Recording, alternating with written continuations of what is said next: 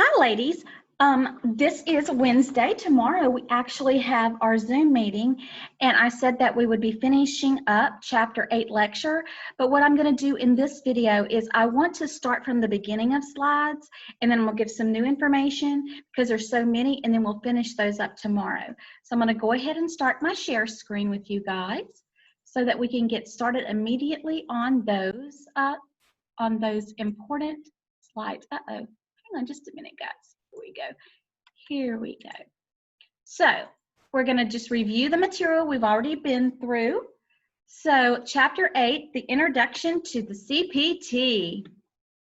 What is the purpose of assigning a code to a procedure or service? Well, it allows healthcare providers to communicate efficiently and effectively with third-party payers about the services and procedures provided to their patients. The CPT/HCPCS codes are used to identify procedures, services, supplies, drugs delivered as part of a patient's care. The diagnosis codes provide the diagnostic justification for the delivery of those services. And that, in one word, is kind of medical necessity. Not kind of, it is. You have to show medical necessity for why you need to do a procedure, and that comes with diagnosis codes. For example, if you were going to a cardiologist and the procedure that he wanted to do with you or on you was a heart catheterization, you could not use the diagnosis code diabetes to justify that service. Levels of service codes. What are the various levels of physician service codes? Level 1, which are CPT codes used to identify services and procedures delivered by a physician to describe healthcare services. Then you have your level 2, national codes used by providers to report services, supplies, and equipment not covered in the CPT codes. Why are alphanumeric codes used instead of verbal descriptions of disorders or procedures? Coding allows for greater standardization and simplification of the process of interpreting medical diagnostic and treatment information. Coding makes processing more efficient. Coding permits compilation or compiling of statistics related to disease, disorders, or treatment protocols, and no information is lost. Remember when I did my little previous lecture, I said coding is kind of like a shorthand to third-party payers.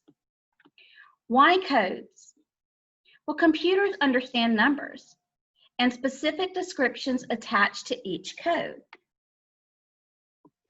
CPT was developed by the AMA in 1966. It's updated in November for use of January the 1st, and divided into Category 1, 2, and 3 codes.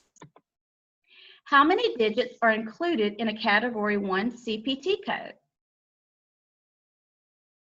After you listen to this video, I'm going to expect that you're going to be able to tell me that, and I would like you to submit the answer for me. 5. CPT Category 1 codes are 5 digits, but I still want you to make sure you understand that and know that, and I want you to submit the answer to that question. The majority of CPT codes are referred to as Category 1 codes. What are the 6 main divisions in Category 1 of the CPT manual? Evaluation and management, anesthesia, surgery, which is the largest, radiology, pathology and laboratory, and medicine. CPT codes allow for communication that is both effective and efficient. It's a mechanism to report a service not described by a specific CPT or level 2 code. How are codes used for processing claim payments? Codes inform payers which services and procedures were provided. Codes become the basis for payment of the claim submitted. Codes are unambiguous. Codes are an unambiguous way to communicate, and codes expedite claim processing for faster reimbursements to providers. Again, computers are able to grab those numbers, and it's like a shorthand. They don't have to read a lot of information, but they know what the information is simply because of the codes that you're assigning. Correct coding is essential. What are the potential consequences of incorrect coding? Failure to code correctly may result in overpayment, underpayment, or denial of a claim. In addition, incorrect coding may result in fines, imprisonment, or both, when it is a result of fraud and/or abuse. Now, does that mean that if you accidentally code something incorrectly that you are going to be in trouble? No. But if you are upcoding, if you're actually doing things purposefully to get more money without medical necessity, and you're trying to trick the third-party payers, well, then of course that's what they're talking about. The financial consequences to a medical practice for incorrect coding can be substantial. It is the coder's responsibility to ensure that coding is applied accurately and that error-free claims are submitted to the third-party payers. What types of institutions use CPT codes? Codes are used wherever healthcare services are provided, such as in physicians' offices, clinics, hospitals, and rehabilitation units. They form the basis for a universal communication system that ensures accuracy and clarity when the procedures and services delivered within the healthcare systems are described. What types of services are reported for physicians? Those represented by CPT and HCPCS codes. Outpatient services for physicians. They're reported electronically in billing systems, and we're going to talk about the CMS 1500 form, which is a universal paper form. Please remember that the CMS 1500 form is a universal paper form. And this is a copy of that form. Now, I want you to look down. You see the numbers 1, 2, 3, 4, 5, 6, 7, 1, 2, 3, 4, 5, 6 towards the bottom. Well, that's your date of service there. Then you're going to move over to, I believe it's D. Yes, it's D. And that is where your CMS 1500. Okay. Let me back up the truck. 24D is where your CPT codes go. So if you had to fill out this form, that's where your CPT codes would go. There we go. We got it together now. Why are symbols used in conjunction with CPT codes in the CPT manual? To draw special attention to information presented in a particular section. Okay, now we're going to talk about the format. There are symbols in the CPT used to convey information. Triangle, changes or modification to code descriptions since previous edition. For example, 50592, ablation, one or more renal tumors, percutaneous, unilateral, and radio frequency. Lightning bolt, pending FDA approval. That's Appendix K. So it's pending FDA approval. Example, 90630, influenza virus vaccine, quadrivalent, contains 4 virus strands. So those are some, if you looked up in your CPT manual, that you will see some indication of what the changes are or what the modifications are by the symbol. Okay, so let's actually talk about some of the symbols. Your bullet point, which is that dark dot, means new code for service procedure symbol. The pound symbol, hashtag, is a resequence code. It can be a hashtag, but it's a number sign to me. But it's also a pound sign on your phone. So the pound is a resequence symbol. The bullet in front of the code indicates that this procedure is being included in the CPT for the first time. The pound symbol appears before these resequence codes, not in numeric order. The triangle, changed code description. The upright triangle preceding this code indicates the description used with this code has changed in some manner since the last revision was released. Right and left triangles, beginning and ending of text change.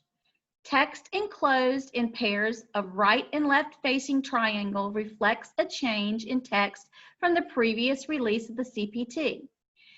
Text changes may occur in any section of the CPT, and multiple changes may be noted in any particular section, if appropriate, as the example illustrates. So I will let you guys read this pacemaker or pacing cardioverter or defibrillator. You can read through that and see what the changes are and how those right and left triangles are indicating that. Plus is an add-on code. In this example, the code is prefaced by the plus sign, indicating that it is an add-on code whose description has been altered in some fashion. So 11000, debridement of extensive or infected skin up to 10% of the body surface. So that's 10%. Then you have plus sign, add-on symbol 11001, which is an add-on code, and you would use this for each additional 10% of the body surface thereof. It's a separately listed CPT code, and you add it on to make your percentages add up to body surface. You guys will be getting lots of practice with these, don't worry. Add-on code can only be used with another specific code. It can never be used alone. There's no reduction for multiple services, and a full list is in Appendix D of the CPT. So if you look for the Appendix D in your CPT book, you will find a list of add-on codes. What is the purpose of an add-on code? Using the additional code to show the furthest extent of the procedure. You need to make your percentages or your number, if that is relevant, you have to make it add up to the scenario you're giving. Therefore, you would use add-on codes. Okay, let's talk about modifier 51 cannot be used with these codes. Guys, your modifiers are found in the very beginning of your CPT on the back of the front cover.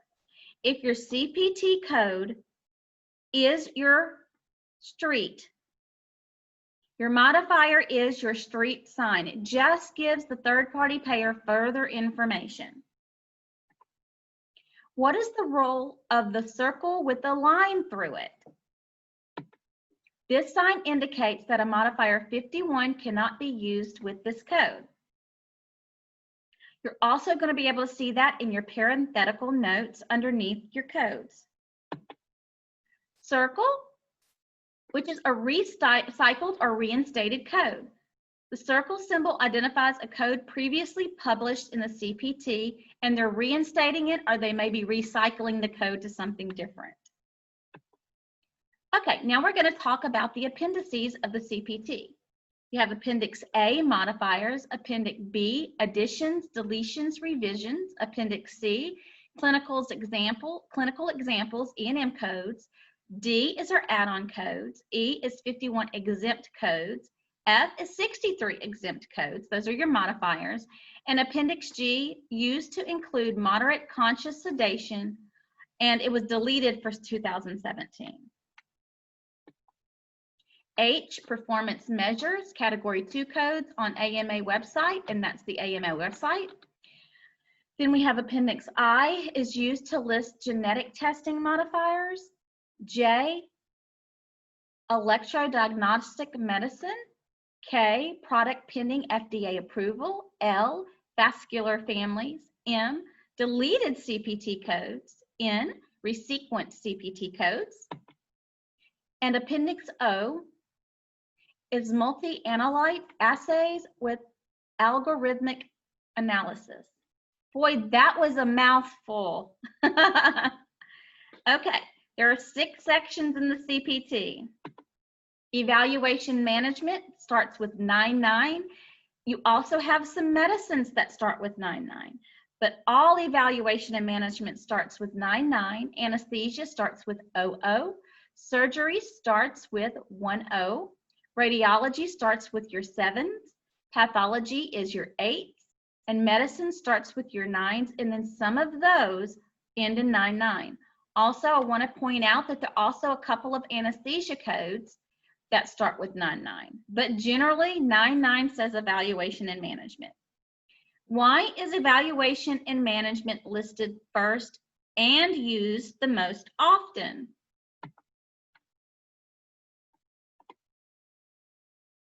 Oh, sorry. Let me back up with that question. Why is E and M listed first? It's because they're used the most often. Y'all forgive me. Why are E and M evaluation and management codes listed first?